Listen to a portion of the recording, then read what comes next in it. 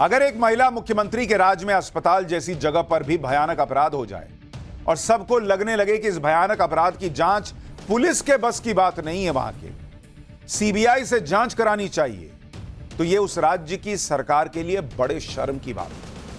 लेकिन कोलकाता रेप और murder case में यही हो रहा है। कोलकाता हाईकोर्ट ने इस केस की जांच सीबीआई को हैंडओवर करने के लिए कहा है। यानी ममता बनर्जी की पुलिस की जांच पर कोर्ट को भी भरोसा नहीं है।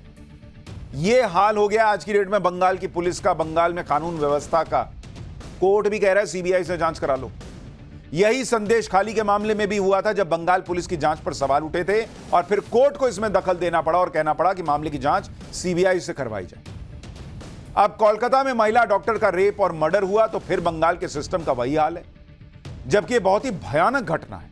क्योंकि आप सोचिए कि अस्पताल जैसी जगह जहां लोग इलाज के लिए आते हैं, जहां मरता आदमी भी जिंदगी पाता है, उस अस्पताल में कोई मर जाए, रेप हो जाए, यह आरोप लगे, मर्डर हो जाए, यह आरोप लगे, तो उस सुरक्षित जगह को कौन सुरक्षित मानेगा भाई? अस्पताल जैसी जगह जहां लोग अपने दुख दर्द पीड़ा के साथ जाते हैं और डॉक्टर को भगवान कहते हैं, वहां पर अगर महिला डॉक्टर के साथ रेप हो जाए और उसकी बेरहमी से मर्डर कर दिया जाए तो फिर यही कहेंगे कि अपराधियों को किसी का खौफ ही नहीं है। कोलकाता में जो हुआ वो कोई सामान्य अपराध नहीं है, कोई राह चलते हुआ अपराध नहीं। कोलकाता ही नहीं, देश के नामी मेडिकल कॉलेज के अंदर दिल दहलाने वाला अपराध हुआ है और इसी वजह से देश भर में गुस्सा है। कई दिनों से देश भर के डॉक्टर सड़कों पर हैं, क्योंकि आप खुद सोचकर देखिए कि अगर कोई प्रोफेशनल अपने काम करने वाली जगह पर भी सुरक्षित नहीं होगा तो फिर किस तरह की स्थिति बन जाएगी। अगर बंगाल का यही हाल रहा तो जो कोलकाता की ट्रेनी डॉक्टर के साथ हुआ वो तो किसी भी प्रोफेशनल के साथ हो जाएगा। लोगों को डर लगेगा, अगली बार कोई डॉक्टर नहीं तो कोई वकील होगा, कोई टीचर होगा, कोई भी हो सकता है। ये डर तो मन में बैठ ही जाएगा ना भाई कि कौन सेफ है बंगाल में, जहां पुलिस जांच नहीं कर पा रही, जहां पुलिस पकड़ नहीं पा रही, सीबीआई को हर बार घुसना पड़ता है, कभी संदेश खाली होता है, कभी डॉक्टर के साथ ऐसा हो जाता है, तो पब्लिक तो घबराएगी भाई कि लॉ एंड ऑर्डर बचा भी है कि नहीं बचा है। और इसलिए यह मामला सिर्फ बंगाल का मामला नहीं है, पूरे देश का मामला है। इस तरह के अपराध पर जांच और एक्शन में किसी तरह की कोई लापरवाही नहीं होनी चाहिए। ऐसा मैसेज जाना चाहिए कि अपराधी अपराध करने के बारे में सोचकर भी काम करें। अगर यूपी होता तो अब तक सीएम योगी आदित्यनाथ ऐसे अपराधी को मिट्टी में मिला देते, लेकिन यह मामला बंगाल का है और वहां पर ममता बनर्जी का राज है और उनकी पूरी ताकत तो इस वक्त नरेंद्र मोदी से भिड़ने में लगी। और शायद यही वजह है कि वहां का सिस्टम नकारेपन की ऐसी चपेट में आ चुका है कि कोलकाता रेप और मर्डर केस की जांच पुलिस से छीन ली गई। आज हाई कोर्ट ने सीबीआई को जांच सौंपते हुए जो बातें कही हैं वो आप डिटेल में सुनेंगे तो शॉक्ड रह जाएंगे कि क्या हाल हो गया है बंगाल का। आपको यह भी बताऊंगा कि कैसे जिस केस से पूरा देश उला हुआ है उस पर इंडी गठबंधन गहरी नींद में सोया हुआ है, जैसे कुछ बहुत बड़ी बात हुई ही नहीं है। और अभी एक हिंडनबर्ग का नोटिफिकेशन आ जाए, उसके बाद देखिएगा कैसे पॉपकॉर्न की तरह उछलने लगेंगे ये लोग, मोदी मोदी मोदी मोदी करते हुए। मैंने आपको कितनी बार बताया बॉस कि आपके अपनों की जिंदगी, उनकी इज्जत, आपके अपनों का पैसा, उनकी तकलीफ इस देश के विपक्ष के लिए कोई मतलब ही नहीं रह गई है जब तक कि वो नरेंद्र मोदी के घेरने के काम ना आ सके। महिला सुरक्षा पर आपको इंडी गठबंधन की भाषा भी दिखाऊंगा कि जब विपक्ष के राज्यों में वारदात होती है, जहां नरेंद्र मोदी और बीजेपी को घेरने का मामला हो, तब भाषा कैसी होती है, और जब इंडी गठबंधन के दोस्तों के राज्यों में अगर कोई घटना हो जाए तब किस टोन में ये लोग बात करते हैं। अभी सब दिखाऊंगा विस्तार से। लेकिन सबसे पहले देखिए कि आज सुनवाई के दौरान कलकत्ता हाईकोर्ट को ऐसा क्यों लगा कि यह जांच बंगाल पुलिस की जगह सीबीआई को सौंप देनी चाहिए। सुनवाई के दौरान बंगाल सरकार के वकील ने बताया कि शुरू में अननेचुरल डेथ का केस रजिस्टर किया क्योंकि उस वक्त मर्डर होने की तुरंत कोई शिकायत नहीं मिली। इस पर हाईकोर्ट ने पूछा कि शुरुआत में मर्डर का केस दर्ज क्यों नहीं किया गया, शुरू में इसे अननेचुरल डेथ का केस क्यों बताया गया। हाईकोर्ट ने कहा कि ट्रेनी डॉक्टर का शव कोई सड़क के किनारे तो मिला नहीं था, सुपरिटेंडेंट या अस्पताल के प्रिंसिपल शिकायत दर्ज करवा सकते थे। हाईकोर्ट ने पूछा कि क्या मेडिकल कॉलेज के प्रिंसिपल संदीप घोष का स्टेटमेंट रिकॉर्ड किया गया था। इस पर बंगाल सरकार के वकील ने ना में जवाब दिया।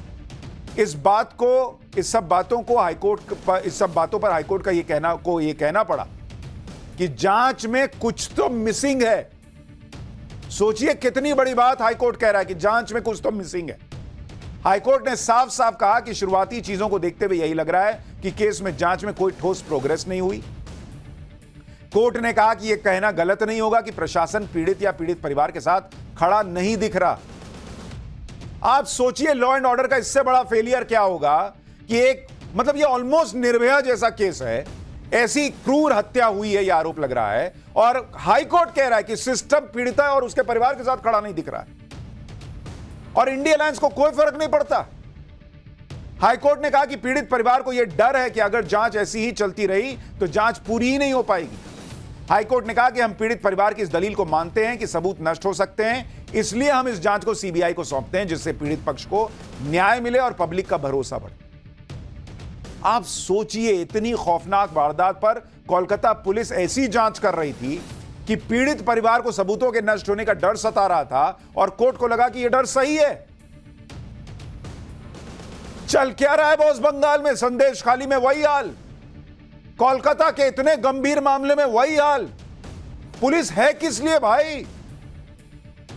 आप सोचिए कि एक ही दिन में हाईकोर्ट ने सारी बातें सुनकर सब कुछ साफ साफ देखकर फैसला ले भी लिया कि इस तरह के विभत्स अपराध में जिस तरह से जांच हो रही है उसमें इस अपराध की जांच सीबीआई को देना ही उचित है। लेकिन महिला होकर भी ममता बनर्जी यह फैसला नहीं कर पाई कि इस अपराध की जांच पुलिस से नहीं सीबीआई से करवानी चाहिए। ममता बनर्जी ने तो यह बोला था कि रविवार तक पुलिस इस केस पर पूरा खुलासा कर दे, नहीं तो सीबीआई को जांच दे दी जाएगी। लेकिन अगर ममता बनर्जी को लग गया था कि इस मामले में पुलिस सही से जांच नहीं कर पा रही है तो वो कल ही सीबीआई जांच के लिए कह देती, लेकिन ऐसा उन्होंने किया नहीं। क्यों? वो इंतजार कर रही थी कि पुलिस इस मामले की जांच कर लेगी। इसलिए तो पीड़ित के वकील ने कोर्ट में कहा कि उन्होंने मुख्यमंत्री का बयान सुना कि कुछ दिनों में पुलिस की जांच पूरी नहीं होती है तो सीबीआई को जांच दे दी जाएगी। लेकिन इस तरह की देरी बहुत घातक हो सकती है क्योंकि तब तक सबूत भी नष्ट हो जाते। इस मामले में पुलिस का रवैया बहुत ही लापरवाही भरा रहा है, इसलिए तुरंत सीबीआई जांच की मांग की गई।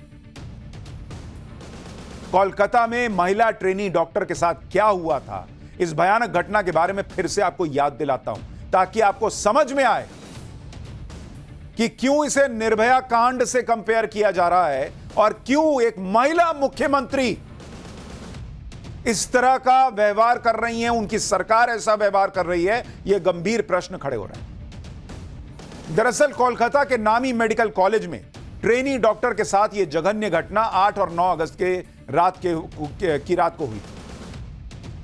ट्रेनी डॉक्टर आरजी कर मेडिकल कॉलेज में चेस्ट मेडिसिन डिपार्टमेंट में पीजी सेकेंड ईयर की स्टूडेंट थी। वारदात वाली रात ट्रेनी डॉक्टर को अस्पताल में इमरजेंसी ड्यूटी के लिए बुलाया गया था। ट्रेनी डॉक्टर रात 2 बजे अपने 4 सहयोगियों के साथ डिनर के बाद हॉस्पिटल के सेमिनार हॉल में गई।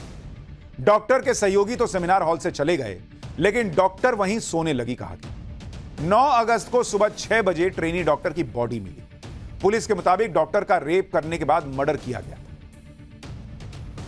इस केस में पुलिस ने जिस आरोपी संजय रॉय को पकड़ा था उसके बारे में कई खुलासे हुए कि संजय रॉय कोलकाता पुलिस के साथ सिविल वॉलंटियर के रूप में काम करता था, ट्रैफिक मैनेजमेंट और डिजास्टर मैनेजमेंट में पुलिस का सहयोग करता था। बाद में संजय रॉय को पुलिस कल्याण बोर्ड में ट्रांसफर कर दिया गया। फिर संजय रॉय आरजी कर अस्पताल में पुलिस चौकी में आ गया। इससे संजय रॉय को आरजी कर मेडिकल कॉलेज के कई विभागों में एंट्री मिलने लगी। संजय रॉय लोगों को बताता था कि वो पुलिस के साथ काम करता है। संजय रॉय की बाइक पर कोलकाता पुलिस लिखा हुआ था। संजय रॉय मरीजों को अस्पताल में दाखिला दिलाने और बेड दिलाने के बदले पैसे भी लेता था। संजय रॉय के मोबाइल से सैकड़ों अश्लील वीडियोस मिले। संजय रॉय ने 4 बार शादी की थी और 3 बीवियां उसे छोड़कर गई थी। चौथी बीवी की मौत हो गई। संजय रॉय पर अपनी मां, बहन और बीवियों के साथ मारपीट के भी आरोप लगे हुए हैं। संजय रॉय शराब पीता है और हिंसक मानसिकता का आदमी है, यह भी आरोप है।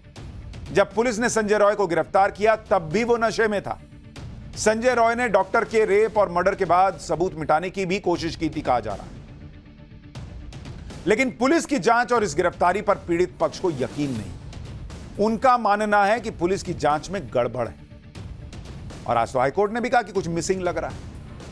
हाईकोर्ट में पीड़ित माता पिता ने कहा कि यह गिरफ्तारी सिर्फ एक कवर अप है। राज्य पुलिस की जांच में गड़बड़ है।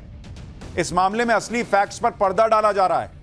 हाईकोर्ट में पीड़ित के माता पिता ने बताया कि जब उन्हें वारदात से जुड़ा पहला कॉल आया तो बताया गया कि उनकी बेटी बीमार हो गई।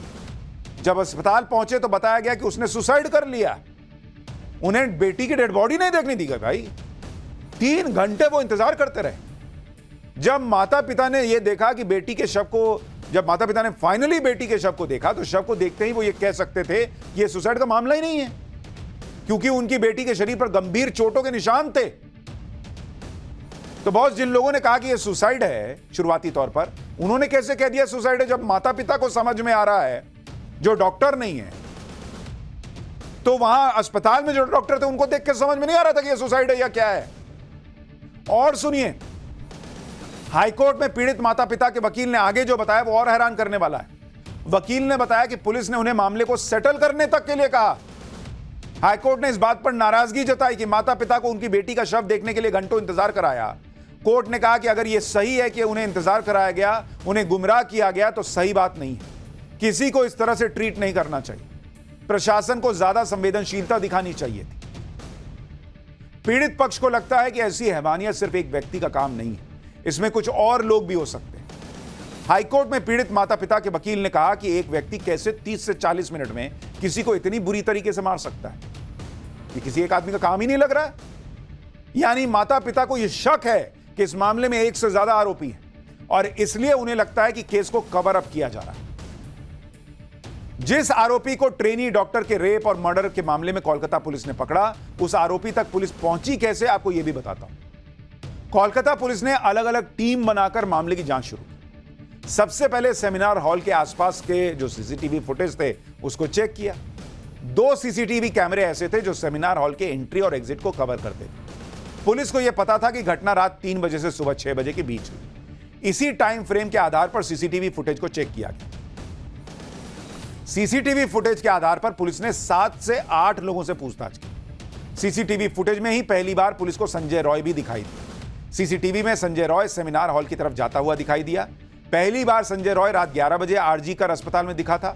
फिर संजय रॉय को सुबह 4 बजे के करीब सेमिनार हॉल की तरफ जाते हुए देखा गया। करीब 40 मिनट के बाद संजय रॉय सेमिनार हॉल से बाहर निकल गया। सीसीटीवी में संजय रॉय को देखकर लग रहा था जैसे उसने शराब पी हुई। वारदात के बाद संजय रॉय अस्पताल में सिविल डिफेंस के बैरक में जाकर सो गए। उसे नहीं पता था कि वो वारदात के बाद ऐसा सबूत छोड़ आया है जिससे पुलिस उस तक पहुंच जाएगी।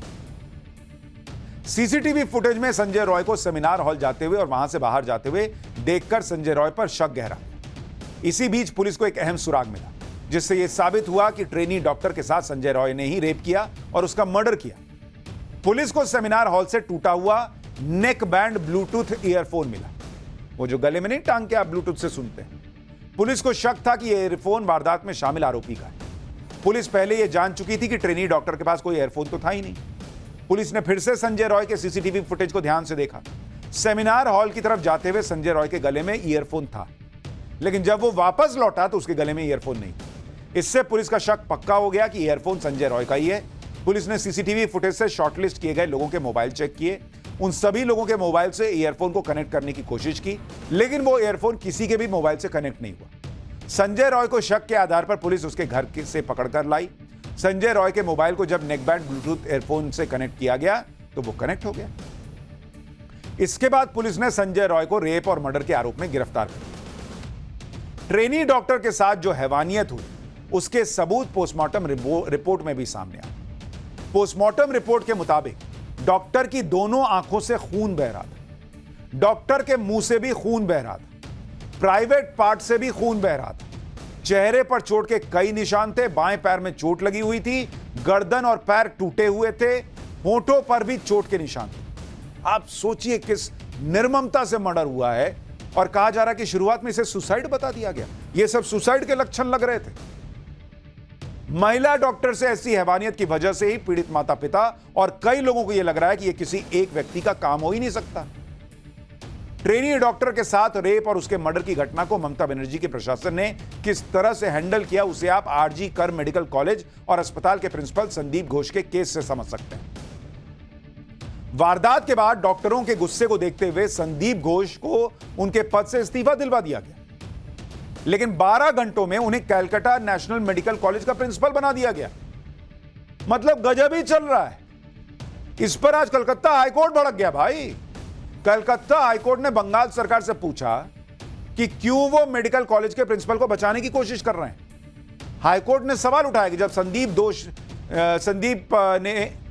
संदीप घोष ने आरजी कर हॉस्पिटल के प्रिंसिपल के पद से इस्तीफा दिया तो कुछ ही घंटों के अंदर दूसरे कॉलेज का प्रिंसिपल कैसे बन गया भाई? क्यों बनाया? अगर इतना ही बढ़िया आदमी तो फिर इस्तीफा ही नहीं दिलाना था। हाईकोर्ट के जज इस पर इतना भड़क गए कि संदीप घोष को लंबी छुट्टी पर जाने के लिए कहा। ऐसा न करने पर खुद ऑर्डर पास करने की बात कही। हाईकोर्ट ने इस मामले में प्रिंसिपल संदीप घोष पर लगे उन आरोपों का भी संज्ञान लिया जिसमें यह कहा गया कि संदीप घोष ने शुरुआत में पीड़िता को ही ब्लेम किया और पीड़िता को मनोविकृत बताने की कोशिश की। आप सोचिए, ऐसे आदमी से इस्तीफा लेकर और कुछ घंटे में उसको फिर बना रहे प्रिंसिपल। हाईकोर्ट ने कहा कि प्रिंसिपल तो सभी डॉक्टर्स का गार्डियन होता है। अगर वो इस मामले में सहानुभूति नहीं दिखाएंगे तो कौन दिखाएगा? हाईकोर्ट ने कहा कि प्रिंसिपल को घर पर होना चाहिए, उन्हें कहीं और काम करना ही नहीं चाहिए। हाईकोर्ट ने हैरानी जताते हुए कहा कि क्या प्रिंसिपल इतना ताकतवर है कि सरकारी वकील उनका पक्ष रख रहे हैं? लेकिन सवाल तो यह है कि बंगाल में चल क्या रहा है? किसी पे भ्रष्टाचार का आरोप लगे उसको बचाओ, किसी पे रेप का आरोप लगे उसको बचाने का आरोप लगे। चल क्या रहा है बॉस? लोग कैसे पुलिस पर, प्रशासन पर भरोसा करेंगे?